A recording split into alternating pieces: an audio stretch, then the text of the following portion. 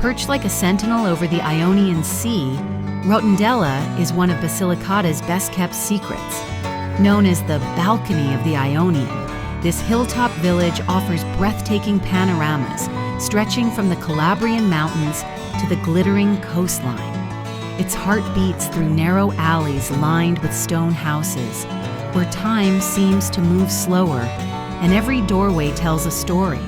The circular layout of the old town, from which Rotondella takes its name, wraps visitors in a sense of calm and belonging. The Church of Santa Maria delle Grazie rises gently in the town center, simple yet elegant, guarding centuries of faith and tradition. Not far, the ancient clock tower stands proudly, marking the rhythm of village life as it always has. But Rotondella is also a land of flavors. Olive oil, figs, and handmade pastas, made with care, passed down through generations. The surrounding hills are embroidered with terraced fields, kissed by sun and wind, while the sea sparkles just beyond. As evening falls, the colors of the sunset dance over rooftops and fields, inviting silence and awe.